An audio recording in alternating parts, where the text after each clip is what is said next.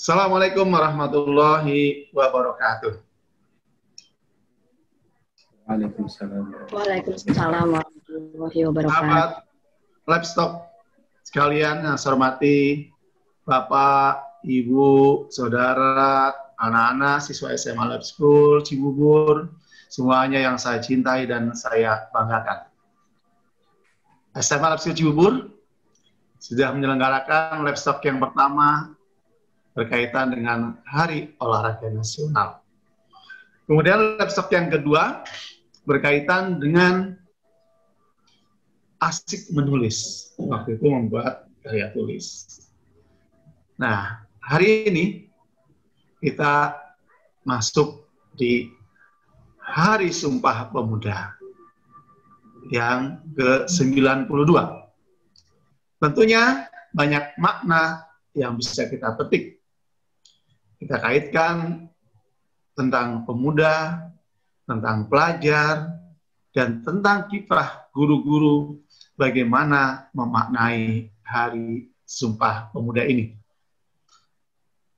Sahabat Livestock, tentunya kalau kita bicara pemuda, di situ tertumpu banyak kekuatan. Ketika kita bicara pemuda, di situ ada ribuan harapan karena merekalah yang akan melanjutkan cita-cita dalam membangun bangsa ini yang telah direbut oleh pahlawan-pahlawan yang telah mendahului kita. Sumpah Pemuda hari ini atau tahun ini, pemerintah Indonesia mengambil tema Bersatu Bangkit. Nah, hari ini kita bersama guru-guru SMA Lab School Cibubur yang akan mengupas bagaimana memaknai Hari Sumpah Pemuda yang ke-92 ini. Berhadir bersama ada di kita adalah Bapak Agus Wibowo. Assalamualaikum Pak Bowo. Waalaikumsalam Pak Ali. Terima kasih sudah bergabung di Livestock ini.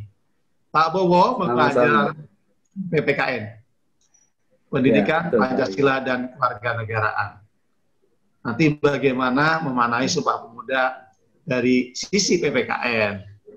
Kemudian hadir di sini Pak Samin Basir, mengajar sejarah. Ini luar biasa, gemar membaca, sangat luas pengetahuannya. Kita minta nanti bagaimana pendapat Pak Sanin memaknai bagaimana Hari Sumpah Pemuda di tahun 2020 ini.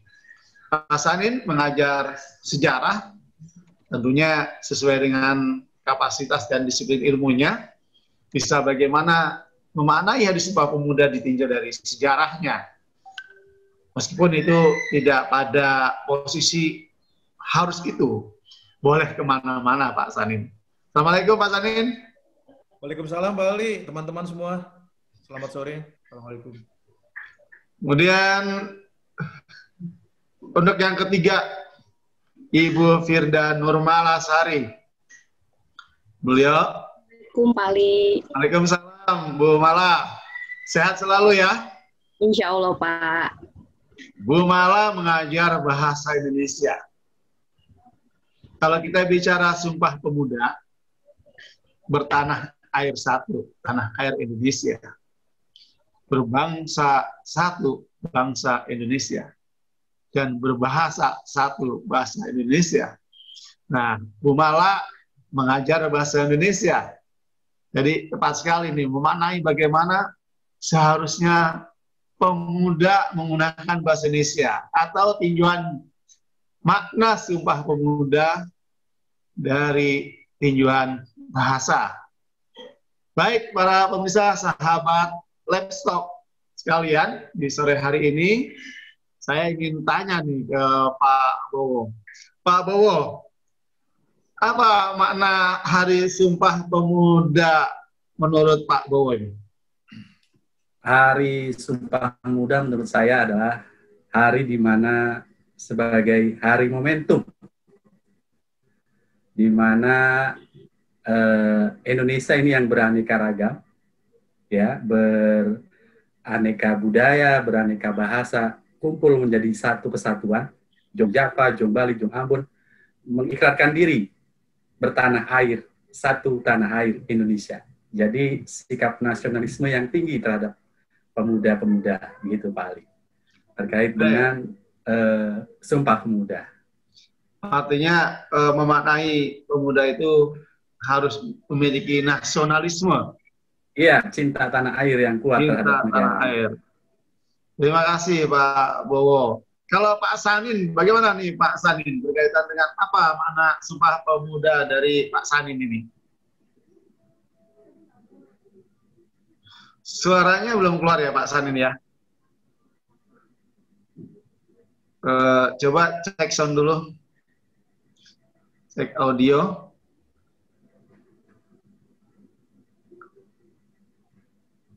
Oke. Atau kalau belum keluar, kalau tidak usah pakai earphone gimana? Coba saja. Tes. Wah, ini bagus. Oke, siap Pak Ali. Silakan Pak Sanin. Bagaimana makna Sumpah Pemuda menurut Pak Sanin? Ya, saya pikir pemaknaan yang paling penting dari apapun peristiwa sejarah adalah bagaimana kita memperoleh tingkat kesadaran, ya. Tingkat kesadaran yang kuat terhadap apa yang pernah terjadi dan menginspirasi. Nah, dari sana kita berangkat untuk mengupgrade ya kebangsaan kita ke arah yang lebih tinggi lagi, ya setelah memiliki kesadaran itu Pak Ali. Sederhananya begitu Pak. Mau upgrade gitu ya? Ya. Ada di sisi Pak Sanin, semua pemuda punya tanggung jawab, tidak boleh berpangku tangan, berdiam diri, dia harus mengupgrade dengan segala kemampuannya gitu. Oh, betul Pak Ali. Terima kasih. Kalau Bu Mala sendiri bagaimana nih memaknai Hari Sumpah Pemuda? Momentum ini, Pak, bisa dijadikan buat generasi kita semua untuk mengutamakan bahasa Indonesia. Kita mulai mencintai bahasa ibu kita, mencintai bahasa negeri kita sendiri, yaitu bahasa Indonesia. Jadi mengajak, saatnya kita sudah mulai bangga dengan bahasa kita sendiri, yaitu bahasa Indonesia. Bukan berarti tidak bangga dengan bahasa asing, tapi utamakan bahasa Indonesia, lestarikan bahasa daerah, dan pelajari bahasa asing. Itu tagline yang bagus untuk momentum saat ini, Pak. Berbahasa Indonesia. Jadi ketika kita bicara bahasa ada banyak perannya ya. Ada bahasa resmi dan sebagainya. Saya pikir tuh Bu Mala itu yang lebih paham begitu. Terima kasih nih. Banyak sekali memberikan tanggapan berkaitan dengan makna Sumpah Pemuda. Kalau kita bicara Sumpah Pemuda, di situ ada namanya bertanah air satu, tanah air Indonesia. Ada tanah, ada air. Nah, itu apa itu, Pak? Bahwa ada tanah, ada air itu makna dalamnya itu apa? Saya pikir ini kan bukan pemilihan kata itu bukan sembarangan. Ini sudah berdasarkan sebuah imajinasi sehingga menemukan kata itu. Nah, iya. Apa mananya, Pak Bu? Iya, tanah air itu kalau menurut saya bahwa tanah air itu tempat di mana kita dilahirkan, hidup, bahkan nanti dikebumikan, begitu. Oh. Nah, tanah air disebut juga dengan wilayah. Nah, wilayah itu ada daratan, ada lautan, dan udara. Jadi sebenarnya tanah air itu wilayah Indonesia itu menjadi kesatuan negara kita yang kita tinggali. Jadi sebagai tempat kita lahir, hidup, dan dikebumikan. Begitu Pak, terkait dengan tanah air. Nah, tanggung jawabnya apa? Pemuda terhadap tanah air ini tanggung jawabnya. Oh, tanggung jawab jelas Pak. Kita harus bersyukur sebagai pemuda tinggal di Indonesia, yang kata plus aja tongkat batu jadi tanaman. Tanah kita, tanah surga. Jadi sebagai seorang pemuda, kita harus mensyukuri bahwa Indonesia ini mempunyai wilayah yang sangat luas, mempunyai budaya yang beraneka ragam, ya, dan dari sumber daya alam yang begitu melimpah. Jadi harus disyukuri dan harus kita bisa manfaatkan dengan sebaik-baiknya untuk kepentingan kita bersama, untuk kesejahteraan kita bersama, begitu. Nah, ini nanti ke depan pemuda ini akan memegang tonggak kepemimpinan, Pak, estafet, yang akan mengelola kekayaan alam kita, sumber daya alam kita, dan sumber daya manusia kita. Begitu, Pak, terkait dengan tanah air. Ini kan kalau kita bicara pemuda, kan penerus ya, Pak Bowo. Betul, penerus. Kalau menurut Pak Bowo, ini kan harus ada kesinambungan. Lalu betul. Kalau boleh pemuda pesan gitu ke orang-orang yang sekarang sedang menjalani roda tanggung jawab kepemerintahan atau mengisi kemerdekaan ini, kira-kira pemuda apa yang ingin disampaikan kepada orang-orang yang sekarang sedang menjalani roda pembangunan ini? Iya, ya pesannya kalau saya sebagai pemuda, pesannya terhadap pemimpin adalah yang pertama melaksanakan kepemimpinan dengan baik dan profesional, begitu. Jadi kita sebagai pemuda luar biasa ya semangat kita, gitu. Jangan sampai pemimpin-pemimpin kita semangatnya kalah dengan pemuda-pemuda kita. Jadi intinya adalah untuk para pemimpin bangsa ini, kita sudah biasa, kita alhamdulillah bersyukur ya dianugerahi luar biasa wilayah kita, negara kita dengan sumber daya alam melimpah. Maka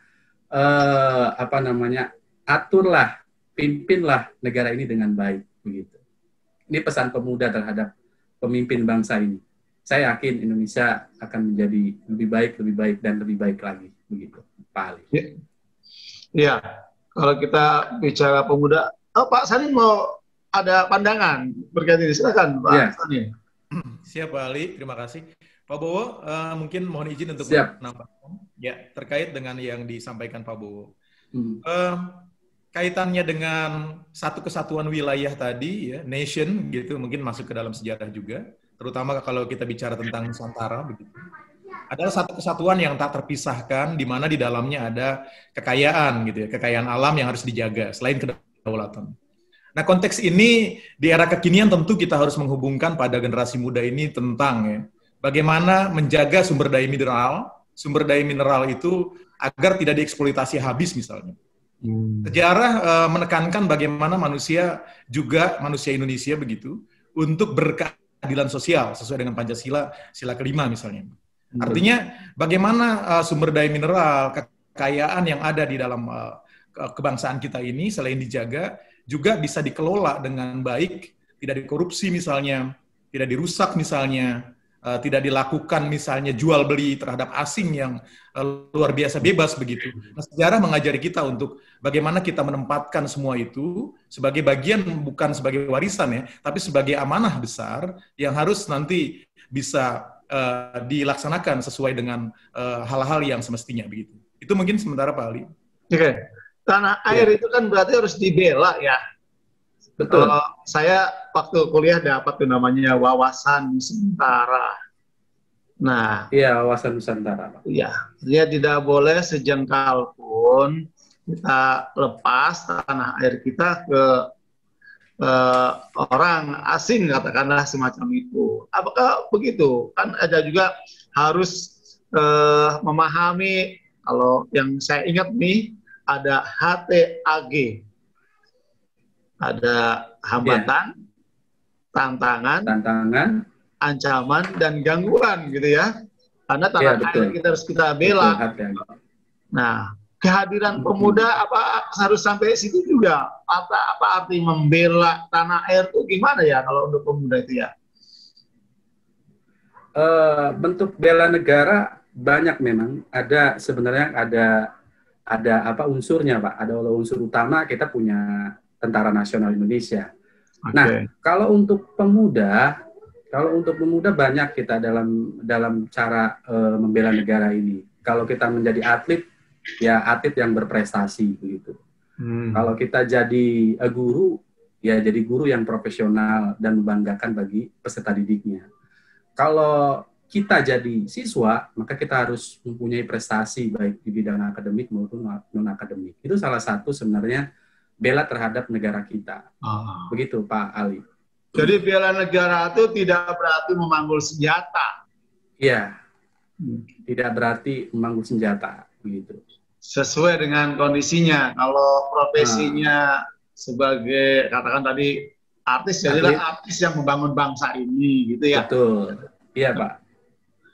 Ini Bu Mala gimana nih? Ini satu-satunya ibu yang perlu kita dengarkan pendapatnya nih. Versi kan pemuda itu bukan hanya laki-laki, pemuda itu ada perempuan meski gitu. Nah ini bagaimana nih?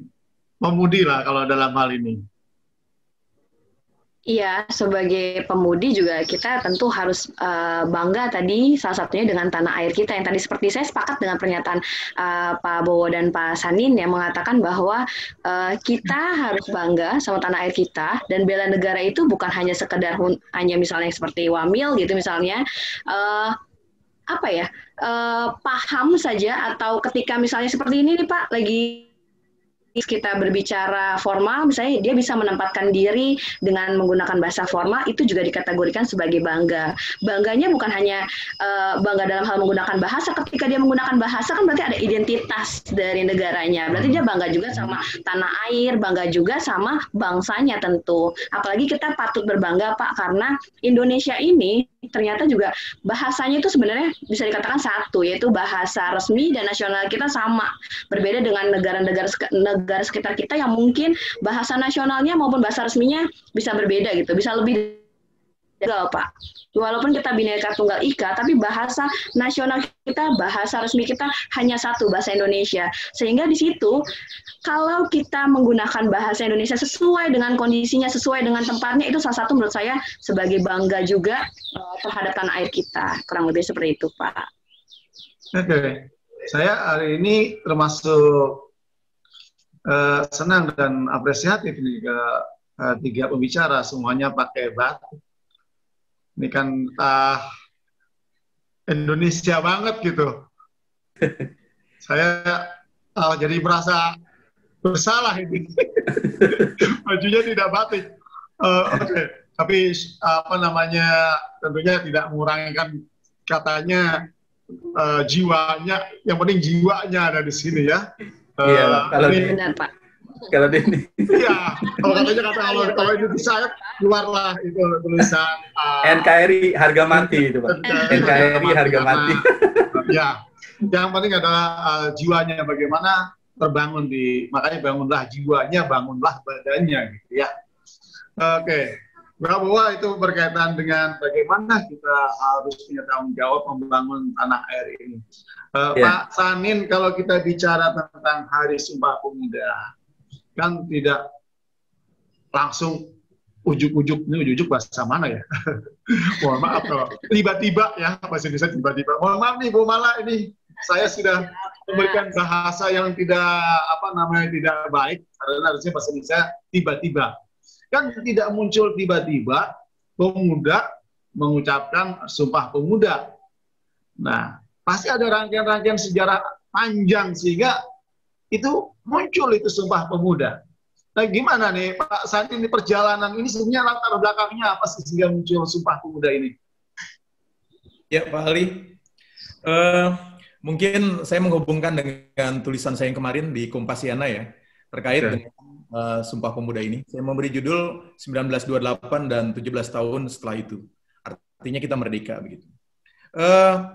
Sebelumnya juga kita harus mengucapkan terima kasih yang luar biasa ya terhadap prestasi besar mahakarya begitu. Bagaimana 1928 itu menjadi sebuah ledakan, menjadi sebuah explosion yang besar sekali pengaruhnya bagi kebangsaan kita dan juga efek yang besar pada mentalitas kolonial pada masa itu. Itu yang kita garis bawahi. Ledakan tersebut sebenarnya ledakan kedua saya menyebutnya, karena ledakan pertama adalah 1908 sebagai produk dari etis politik atau politik etis balas budi Van de Venter.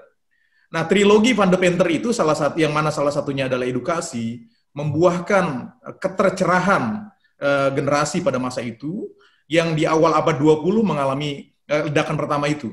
Dan pada ledakan pertama itu menjadi sebuah hal yang membangkitkan semangat yang luar biasa ke seantero negeri begitu.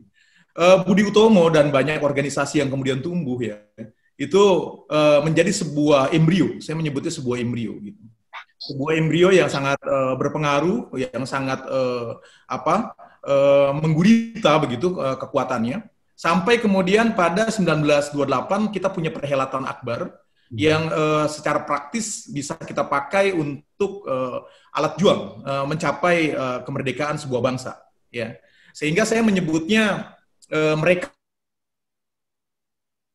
lah bidak kebangsaan kita tahun 1928 itu.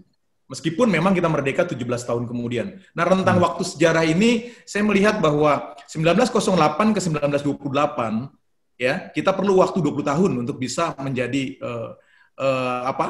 persatuan yang kuat begitu, di mana semua etnik katakanlah organisasi terwakili di Weltevreden atau di Batavia ya, gitu di Gedung Sumpah Pemuda. Kemudian yang berikutnya adalah 17 tahun kita perlukan untuk meraih proklamasi. Saya pikir rentang waktu itu justru lebih alamiah Pak Ali daripada kita mungkin menjadi sebuah bangsa yang boleh dibilang ditempa melalui hal-hal yang datar-datar saja. Ya, meskipun memang ada satu pandangan miring gitu ya, bahwa Belanda mengatakan kemerdekaan Indonesia itu justru diawali dari sebuah tingkat kesadaran, dan tingkat kesadaran itu diawali dari sebuah penjajahan. Tidak ada Indonesia sebelum adanya penjajahan Belanda begitu. Artinya penjajahan Belanda menorehkan atau memicu kesadaran berbangsa. Nah, ini yang kemudian ditentang oleh misalnya Bernard Fleck ya, dan lain-lain, termasuk sudut pandang kebangsaan kita, bahwa kita lahir sebagai sebuah bangsa itu karena banyak hal. Karena kita memiliki tingkat kesadaran persatuan, karena kita juga memahami kejayaan Nusantara dan sangat gemilang di sana. Karena kita juga memiliki tujuan yang sama dan sebagainya. Artinya ini harus dipahami Pak Ali, kalau menurut saya teman-teman, bagaimana ruh 1928 ini harus membangkitkan. Saya punya satu, mungkin semacam tagline bebas lah, bahwa sangat mustahil kita mau membangun negeri ini apabila kita sendiri belum terbangun. Belum terbangun jiwa kita. Kita sendiri belum terbangunkan atau dibangunkan oleh sejarah. Maka tidak mungkin kita membangun. Artinya membangun adalah sebuah proses yang diperoleh atau disyarati oleh sebuah hal, yaitu kesadaran dulu, tercerahkan dulu, gitu ya. Dan sejarah salah satu bagian yang mencerahkan itu. Apabila kita ambil nilai-nilai luhurnya, kita analisis gitu apa itu isinya, dan kita jadikan sebagai bagian dari cara kita berkehidupan. Itu yang saya ingin paparkan Pak Ali sementara ini sambil Pak Sanin, itu kan karena terjadi kondisi yang sebutlah gejolak gitu, akhirnya sama-sama menganggap adalah sebuah kebutuhan, mari kita bersatu, karena berangkat dari kondisi nyata yang dialami pada saat itu. Gitu ya. Akhirnya muncullah Sumpah Pemuda. Nah, dalam perjalanannya, kalau kita lihat di tahun sekarang kan sudah 92 tahun Sumpah Pemuda itu. Nah, mana hal yang paling penting ya untuk pemuda sekarang ini? Sehingga meskipun kejadiannya 92 tahun, tapi jiwanya itu tidak lepas nih. Bukan, saya kan lahirnya generasi X, nggak mengalami tahun 1928. Lalu, saya tidak paham. Nah, menyambungkan sejarah itu, apa faktor yang paling penting sehingga meskipun kejadian 92 tahun, pemuda ini merasakan bahwasanya, wah udah jangan perdebatkan lagi lah itu masalah perbedaan-perbedaan yang ada. Itu apa hal yang paling inti sehingga pemuda harus pahami tentang kondisi ini? Ya, Pak Ali, saya pikir sebelum ke sana ada baiknya kita hubungkan dengan pernyataan beberapa tokoh ya yang bisa kita lampirkan di sini. Yang pertama, Hannah Arendt gitu. Hannah Arendt itu menegaskan bahwa justru pada saat kita menjalani kehidupan modernisme atau modern ini, kita sering melupakan sejarah karena ketidakberpikiran atas hal-hal tersebut. Kemudian mungkin Heidegger mengatakan di sisi yang hampir sama begitu, menyatakan bahwa hal itu sungguh bisa membuat kita lupa dan memunculkan prasangka-prasangka yang tidak tepat dalam konteks sejarah loh gitu. Dan yang berikutnya saya ingin mengutip mungkin Jürgen Habermas, Pak. Jürgen Habermas mengatakan bahwa sejarah bisa loh hanya menjadi dirinya sendiri. Artinya tidak melibatkan akal sehat yang kemudian kita dalami gitu ya, apa itu kontennya. Kemudian tidak kita jadikan sebagai bagian dari referensi yang real gitu untuk kehidupan berbangsa bernegara maupun kehidupan kepada hal-hal yang luas, misalnya mendunia begitu, untuk menjadi suatu apa itu panduan begitu. Tentu Pak Ali tadi sampaikan di awal bahwa kita tidak letterlock ya, kita textbook gitu. Bagaimana sejarah harus kita ulang gitu, sejarah harus kita jiplak begitu, tidak gitu. Karena memang itu memang harus dibutuhkan untuk terus dikembangkan. Saya tadi ingin menyambung pernyataan Pak Bowo ya, di berbagai bidang anak-anak kita harus memperkuat naluri, saya pikir naluri kebangsaannya, harus merasa punya ikatan yang kuat. Mungkin di salah satu buku saya pernah menuliskan itu di Bunga Rampai ya. Salah satu judul yang saya bikin di situ adalah Agenda Anak Bangsa. Jadi setiap generasi muda itu harus memiliki agenda anak bangsa. Mereka punya kesadaran bahwa mereka punya agenda yang harus mereka lakukan. Dan yang berikutnya adalah panggilan Ibu Pertiwi. Nah, ini konteks panggilan Ibu Pertiwi itu kan sering dipakai misalnya ketentaraan ya, bela negara gitu kan, ataupun misalnya kita yang mau keluar negeri menjadi delegasi ataupun menjadi duta dan sebagainya. Panggilan Ibu Pertiwi, termasuk atlet misalnya. Panggilan Ibu Pertiwi, saya pikir adalah panggilan yang senantiasa harus kita dengar di dalam suara batin kita. Artinya di dalam kehidupan ini kapanpun ya kita punya peran bagus, ya itulah kita persembahkan untuk Ibu Pertiwi, nation kita itu, motherland. Ketika misalnya kita sedang berada di dalam negeri dan punya banyak hal yang bisa kita berbagi untuk masyarakat luas, itu juga panggilan Ibu Pertiwi. Nah, naluri itu Pak Ali menurut saya, insting seorang manusia, insting seorang anak bangsa ini harus mampu gitu menerjemahkan bagaimana lingkungannya itu membuka peran-perannya secara real.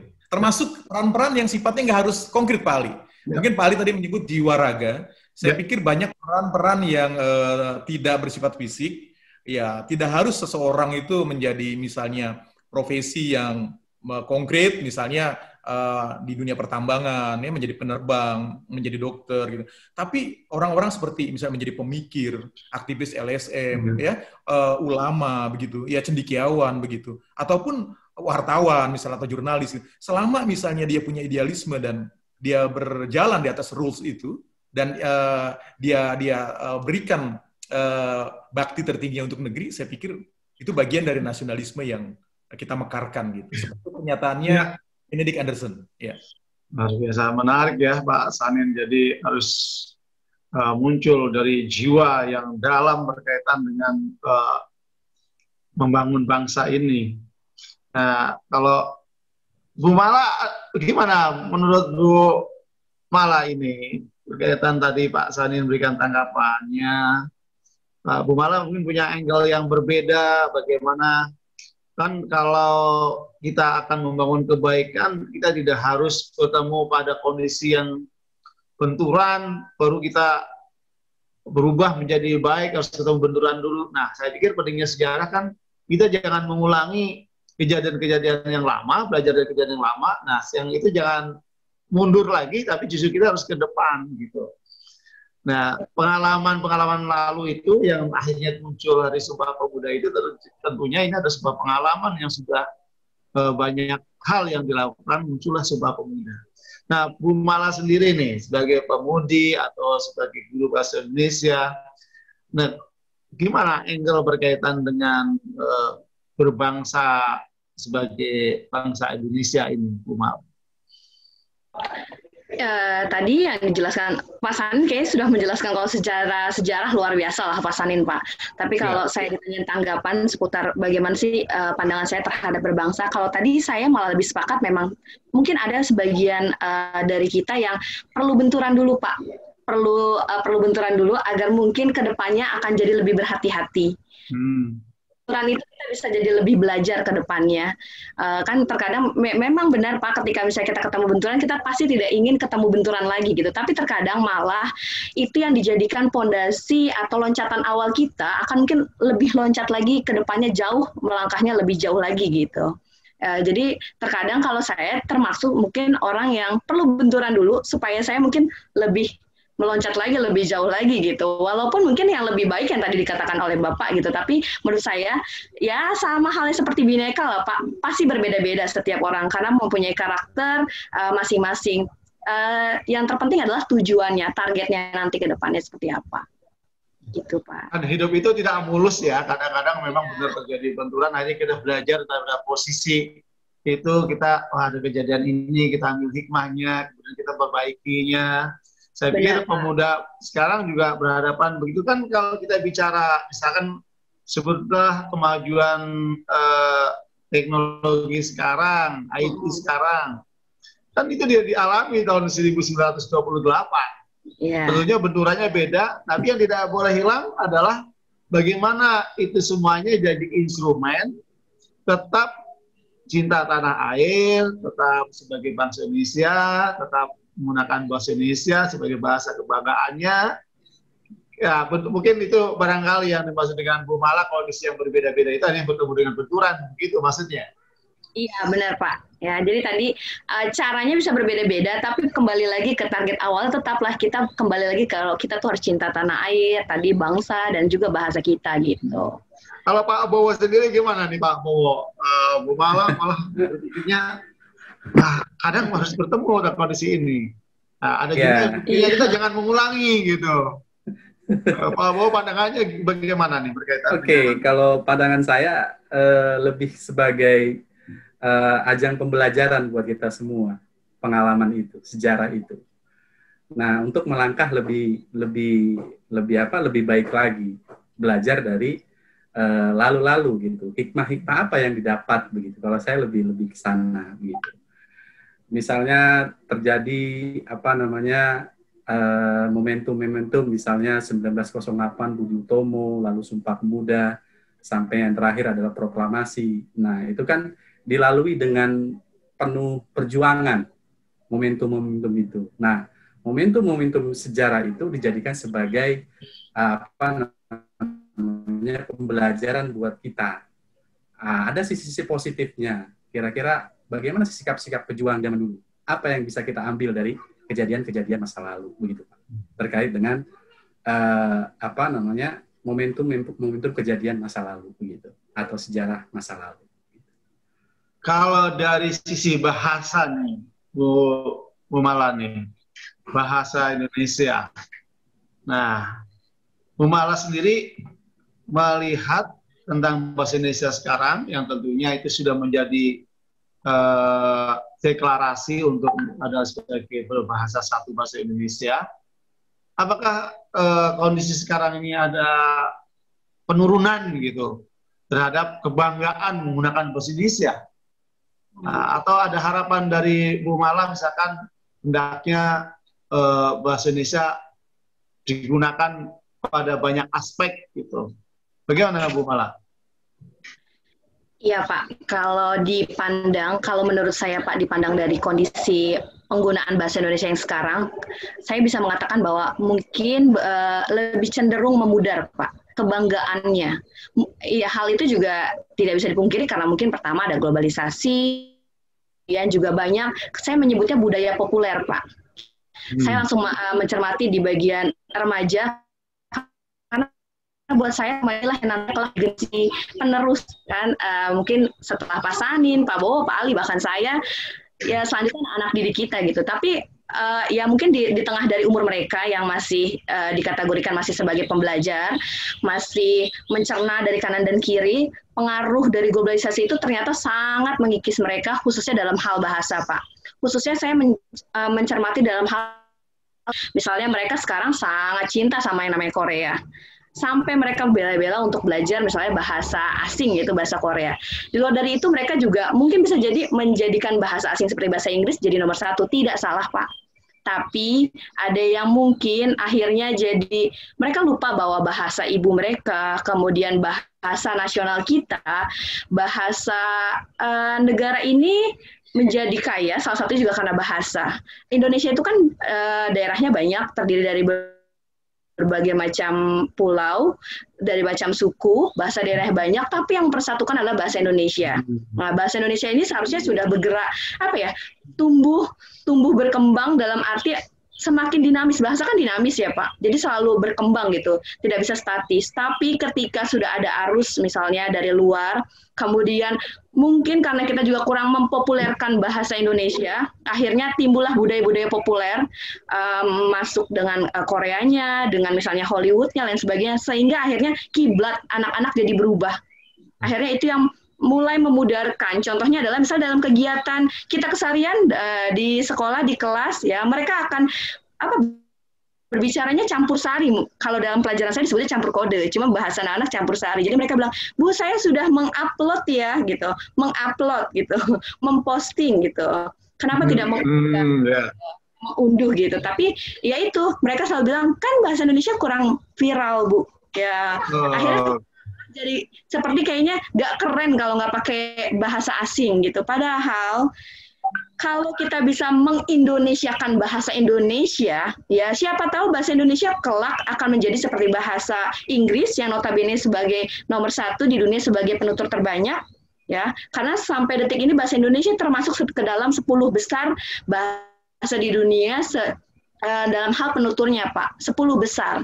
Sedangkan bahasa Inggris, kemudian Mandarin, Hindia, ya sampai ke Korea tuh belum, tapi mungkin gaungnya itu luar biasa Pak. Mereka pandai dalam hal mungkin mempopulerkan, ya sehingga akhirnya mereka kalau ditanya sekarang, ayo mau tes UKBI atau mau belajar bahasa Korea, ya, saya yakin kalau secara voting pasti kita kalah gitu. Itu yang sekarang bisa dikatakan bahwa kita mulai memudar Pak, khususnya dari generasi milenial ke bawah gitu. Karena ya banyak faktor, salah satunya juga dalam perkembangan ya. Apalagi kita lagi belajar secara daring nih Pak. Ya banyak belajar dari YouTube lain sebagainya, dan banyak juga pengaruh-pengaruh mungkin dalam kategori selebgram ya, dalam hal mereka ya, buat mereka mungkin bahasa Indonesia itu identik dengan bahasa baku, padahal tidak. Bahasa Indonesia itu bisa baku, bisa juga tidak baku, bisa dengan ragam formal dan informal, tergantung tempatnya. Jadi penggunaan bahasa Indonesia yang baik dan benar bukan berarti mereka menggunakan bahasa baku, tapi menggunakan sesuai dengan ragam. Ya, seperti itu, Pak. Iya. Ya, silakan Pak Sanin. Gimana Pak Sanin? Terima kasih Pak Ali. Ada hubungannya dengan sejarah dan saya dukung sekali apa yang disampaikan Bu Mala. Ya. Ada pendekatan yang ingin saya tambahkan dan juga mungkin ada yang ingin saya kaitkan begitu. Yang pertama, tentu bahasa ini secara sejarah sudah disampaikan oleh Bu Mala, yaitu sebagai identitas kebangsaan. Ya, boleh dibilang menjadi perekat persatuan, ya, simpulnya di situ.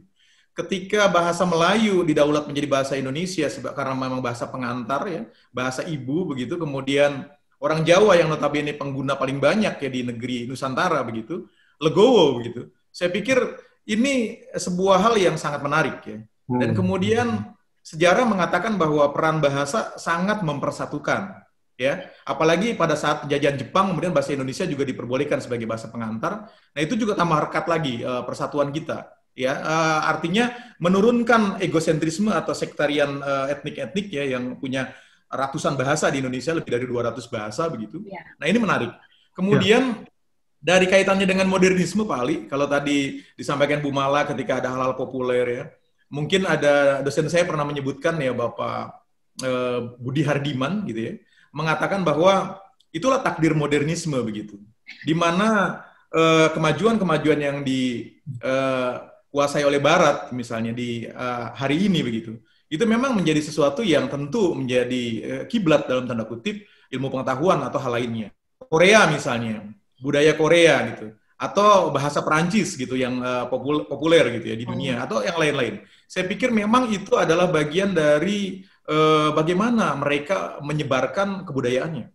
Nah, oleh karena itu, mungkin saya ingin menekankan di sini bahwa kita memang tidak harus selalu mengembangkan, menomorsatukan teknologi misalnya, menomorsatukan misalnya materialisme atau teknik gitu, ilmu-ilmu teknik. Tapi bagaimana humaniora juga berkembang.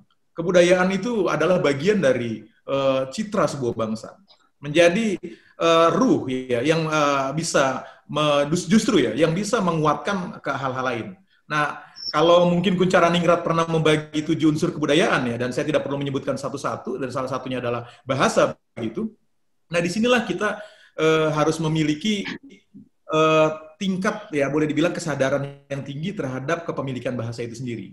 Bahasa Indonesia bukan hanya pengantar begitu, bukan hanya identitas, bukan hanya perekat sejarah, tetapi bahasa Indonesia juga adalah bahasa yang sangat lekat dengan ilmu pengetahuan. Karena kita di sini menulis skripsi, tesis, meskipun ada bahasa Inggris, tapi jelas tidak semua hal yang bisa kita tuangkan di dalam pemikiran, keilmuan, perasaan, nggak semua bisa terwadahi di dalam bahasa asing loh. Karena semua bahasa punya jiwanya sendiri-sendiri, punya detailnya sendiri-sendiri gitu. Nah, hal ini yang saya pikir juga kita harus melihat bahasa secara filsafat gitu. Artinya keberadaan bahasa itu sangat kuat gitu ya, bukan hanya sebagai aplikatif, tetapi juga sebagai hal-hal yang lebih dari itu gitu. Hal-hal yang tidak bisa di-compare satu sama lain, bahwa misalnya bahasa Inggris mendominasi dunia, bahasa Spanyol adalah bahasa. Kebetulan ketika Pak Bowo pernah ke Amerika gitu, ke UN ya. Saya kebetulan juga pernah ke UN, Pak Ali mungkin juga pernah. Nah, maksudnya bubalah ke belahan dunia yang lain lah begitu. Pernah juga pastinya. Nah, maksud saya begini, ketika kita sidang di PBB ya, di United Nations General Youth Assembly gitu, dan di situ kita melihat bahwa ada bahasa Spanyol, ada bahasa Cina, ada bahasa Inggris, ada bahasa Rusia, yang mereka pada saat mereka bersidang itu ada translate sendiri-sendiri. Sementara misalnya kenapa nggak ada bahasa Indonesia? Bahasa Melayu, yang Malaysia juga pakai misalnya dengan kemiripan kesamaan-kesamaannya. Filipina mungkin juga ada sebagian Brunei dan sebagainya. Tapi maksudnya, ya itulah yang namanya takdir modernisme, di mana memang kebudayaan kita di regional ini yang harus lebih dikuatkan lagi. Dan untuk menguatkan itu saya pikir kesadaran. Lagi-lagi adalah kesadaran kita di dalam memperlakukannya, melestarikannya. Gitu. Seperti itu Pak Ali. Ya, jadi jiwa untuk menggunakan bahasa Indonesia. Kalau saya berpikir Sumpah Pemuda ini, saya pikir sudah foresight yang luar biasa. Coba terbayang ya, kalau tidak ada pernyataan berbahasa satu bahasa Indonesia. Barangkali kondisi sekarang, saya pergi ke Sumatera, saya harus pakai translator untuk bahasanya, bahasa Minang, begitu dan sebagainya. Ini memang yang bisa mempersatukan, salah satunya adalah bahasa. Nah, begitu. Barangkali dari Pak Bowo, gimana pandangan tentang bahasa? Begitu juga Pak Bowo, mungkin ada pandangan lain? Iya, kalau Pak Bowo lebih ke ini Pak, lebih bahwa bahasa Indonesia ya bahasa pemersatu bangsa, begitu. Kalau kita punya daratan, punya lautan, terdiri dari berbagai macam pulau, ada laut. Laut itu sebagai penghubung. Penghubung antara pulau satu dengan pulau lain. Nah, kalau bahasa adalah bahasa pemersatu bangsa. Gitu Pak, kalau saya berpikir. Bu Mala, ini kemajuan IT. Kita menggunakan handphone, gadget, laptop, dan sebagainya. Lalu ada pilihan bahasa. Gitu. Iya, benar. Kira-kira kalau Bu Mala nih jadi menteri yang ngurusi bahasa, Bu Mala akan menerbitkan peraturan laptop, handphone, semuanya di bahasa Indonesia. Apa begitu nggak kalau Bu Mala jadi menteri ini? Iya. Saya peraturan menteri ya Bu Mala, peraturan menteri.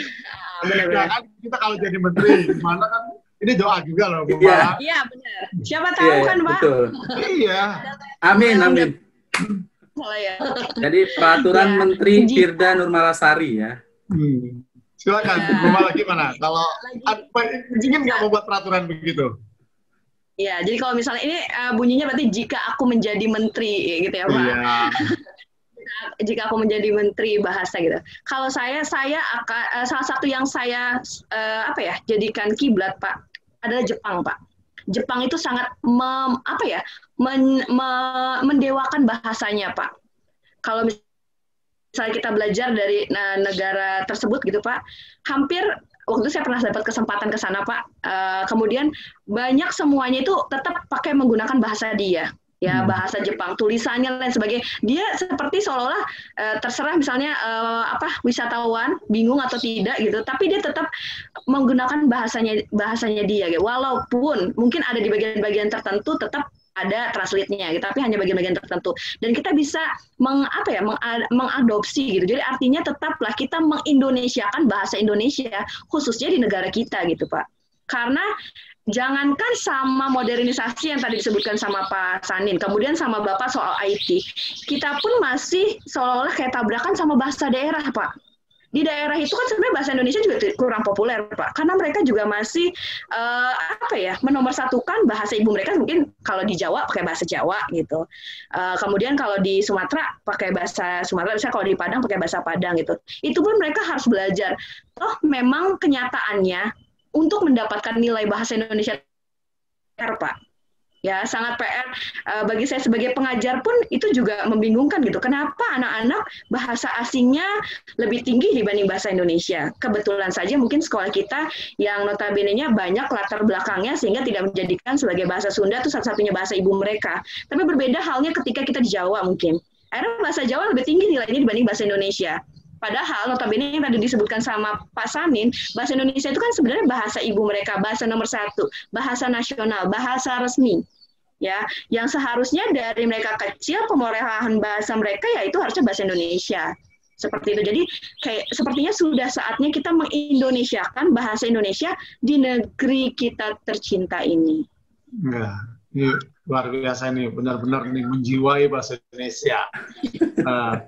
Bahasa Indonesia itu muncul setelah ada bahasa daerah. Saya pikir kearifan lokal tetap dijaga karena itu uniqueness Indonesia.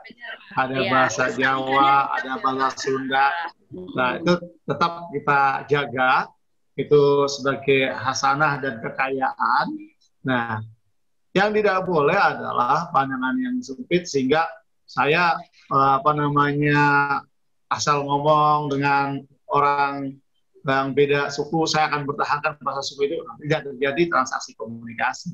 Tapi dalam skup keindonesiaan, kita harus punya punya semangat bahwa harus menjalankan bahasa Indonesia secara baik dan benar gitu. Maka tadi saya tanya ke Bu Mala, kalau jadi menteri ini akan muncul permen untuk menteri ini menyatakan bahwa gadget, komputer semuanya harus dapat Indonesia, karena tadi Bu Mala menyampaikan kan lebih mudah mengucapkan mengupload, download itu mudah dibandingkan mengunduh. Ya. Padahal itu bahasa kita loh. Kalau kita bicara kekayaan kita, jangan sampai nanti hilang istilah mengunduh digantikan oleh upload dengan download gitu kan, misalkan semacam itu. Jadi dan di negara tertentu ada, saya pernah ngobrol sama orang, saya tidak sebutkan negaranya, Pak Ali, kalau ada warga atau warga saya atau di negara saya ini tidak ngomong bahasa Inggris, cuma 2 kemungkinannya. Kemungkinannya benar-benar tidak bisa bahasa Inggris, atau dia memang tidak mau berbahasa Inggris. Saking apa? Saking dia sangat confident bahwa bahasa dia adalah bahasa yang harus diunggulkan. Saya bilang, oh begitu ya Pak ya. Sampai mengatakan menceritakan saya begitu gitu. Nah, bahasa Indonesia adalah bahasa yang sudah dideklarasikan menjadi bahasa nomor 1 untuk Indonesia ya. Saya pikir yang menarik diskusi kita nih Pak Bowo, Bu Mala, Pak Sanin, kita bicara tentang pemuda adalah tanggung jawab kita. Kita sebetulnya pemuda juga nih, masih muda-muda ya. Karena organisasi pemuda ternyata juga yang jadi ketua organisasi pemuda itu usianya 45 tahun, 50 tahun. Jadi saya termasuk pemuda juga sebetulnya punya tanggung jawab ini. Jadi pemuda jiwanya mungkin Pak. Asik menjadi anak sekolah gitu. Nah, kalau kita sebagai guru tentunya kita ingin menularkan jiwa-jiwa kepemudaan kita kepada anak didik kita. Sebelum closing, pesan-pesan untuk para pemuda Indonesia. Saya minta dari Bu Mala. Silakan Bu Mala, apa pesan Bu Mala untuk pemuda Indonesia? Oke, pesan-pesan untuk para pemuda Indonesia. Saya ulangi, Mas. Saya ulangi. Pemuda dan pemudi. Nanti saya salah. Tadi saya mau titip, jangan menyakiti hati pemudi. Salah ya, Pak? Ya, nanti saya salah. Ya. Mohon diulang gitu. Oke, pesan-pesan untuk pemuda-pemudi Indonesia adalah yang pertama, karena saya melihat dari sisi bahasa, Pak. Tadi yang pertama adalah kita memang kaya dengan bahasa daerah, itu wajib dilestarikan. Itu sudah harga mati buat saya, wajib dilestarikan. Untuk bahasa kuasai, wajib untuk pelajari, karena nanti ke depannya juga kita memerlukan. Tapi tetap mengutamakan bahasa Indonesia. Sebab bahasa Indonesia adalah bahasa identitas kita, bahasa pemersatu bangsa kita. Kita bisa berbeda-beda dari Sabang sampai Merauke, tapi kita bisa berbicara dalam satu bahasa, itu bahasa Indonesia. Kita wajib bangga, wajib mengindonesiakan bahasa Indonesia. Itu saja, Pak. Ini Indonesia banget, bahasa Indonesia banget ini lagi karena guru bahasa Indonesia. Pak Sanin, apa pesan Pak Sanin untuk pemuda Indonesia sekarang? Ya, Pak Ali, terima kasih. Sebelumnya pesan saya tentu jangan melupakan Sugondo Joyo Puspito, Pak Ali. Jangan melupakan Muhammad Yamin, jangan melupakan Amir Syarifuddin, jangan melupakan Sartono Sunardi, ya, dan lain-lain. Ini saya yang di hadapan saya melihat Pak Ali, Pak Bowo, saya ingat Yong Java. Saya ngelihat Bu Mala, saya ingat Yong Sumatera Nenbon. Ya, gitu. Muhammad Yamin ada di situ ya, Bu Mala. Beliau sekretaris dan beliau yang merancang isi Sumpah Pemuda, ya. Kemudian yang berikutnya dan menulis puisi ketika itu. Banyak tokoh lain yang Wage Rudolf Supratman juga keren, Sunario dengan pidatonya yang membara itu juga keren. Tetapi saya juga dong, saya ingat ya tentu pemuda kaum Betawi, ya, itu juga hadir di situ di antara 9 organisasi gitu. Tolong pesan saya jangan lupakan 9 organisasi itu dengan tokoh yang punya peran. Adapun memang Soekarno, Hatta yang kemudian absen begitu, itu memang terkait dengan program-program PNI dan bagaimana Soekarno melakukan mobilisasi yang luar biasa pada saat itu. Tapi beliau juga tetap menjadi penasehat pemuda di Jawa Barat, di Bandung begitu, dan sering rapat dengan Syahrir dan lain-lain.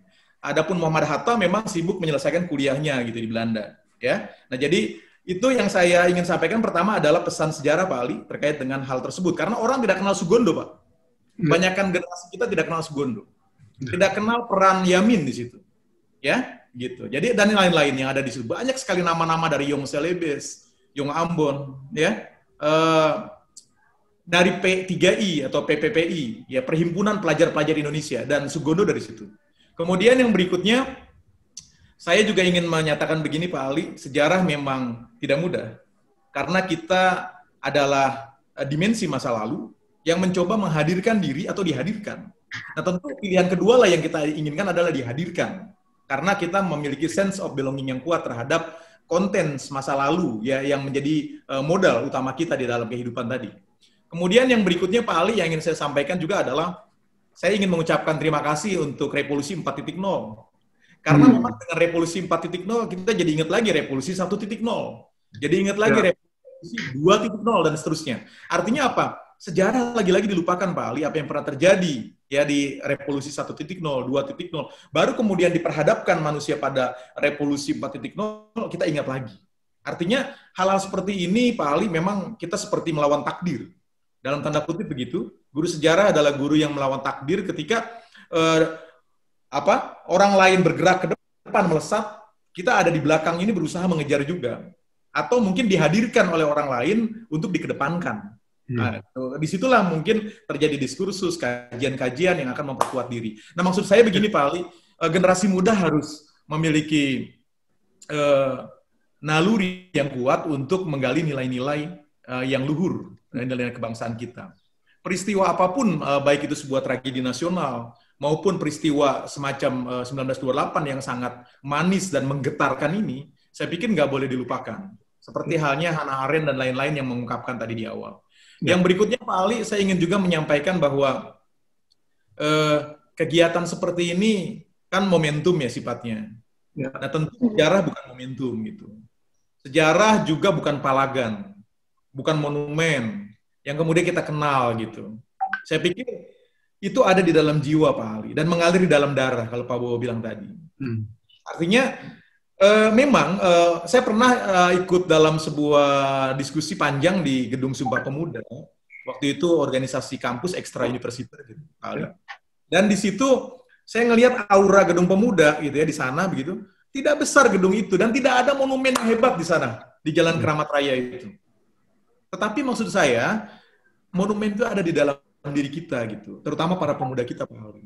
Nah, bagaimana teman-teman kita sebagai generasi katakan lebih dulu dari anak-anak muda kita ini di bawah supaya bisa menjadikan semua hal termasuk di dalam peristiwa Sumpah Pemuda ini bahkan peristiwa sejarah lainnya itu betul-betul kita kupas dalam-dalam, kita pahami, kemudian kita implementasikan, dan kita bijaksana juga Pak Ali, terhadap patriot kita yang mungkin secara hitam putih, tidak semua hitam putih. Amir Syarifuddin mati ditembak di tangan ujung senapan tentara kita sendiri Pak Ali, yang menjadi bendahara di dalam Sumpah Pemuda ini tentunya. Ya, begitu juga misalnya tokoh-tokoh lain yang meninggal dalam keadaan pemberontak, Syahrir meninggal dalam tahanan dan sebagainya begitu. Artinya apa? Ya tentu kita melihat sosok pahlawan kita ini sebagai manusia yang punya kontribusi, namun juga punya kekurangan di aspek-aspek tertentu dan itu ada takarannya sendiri. Jadi tidak bisa kita pandang misalnya hitam seseorang sepenuhnya begitu, ataupun kebalikannya. Nah, anak bangsa saya pikir perlu melihat ini secara jeli dan cerdas begitu. Tidak hanya jeli di dalam menangkap modernisme, teknologi informasi yang tinggi, bahasa asing yang mempesona, karena memang banyak hal yang terhubung ke situ. Termasuk mungkin produk-produk terbaru pasti menggunakan bahasa internasional begitu. Nah, maksud saya bagaimana kita memiliki juga keheningan itu Pak Ali. Ya. Jadi nilai luhur bangsa itu sudah ditorehkan oleh pahlawan-pahlawan atau orang yang telah membangun bangsa ini. Dan pemuda mestinya merefleksikan itu dalam kehidupan dia, bahwa mereka telah menorehkan nilai-nilai luhur itu, sehingga saatnya sekarang pemuda ini melanjutkan nilai-nilai luhur, mengimplementasikan dalam kehidupan. Pak Bowo nih yang terakhir, silakan Pak Bowo. Ya, pesan saya buat pemuda-pemudi di Indonesia. Ada 2 pertanyaan.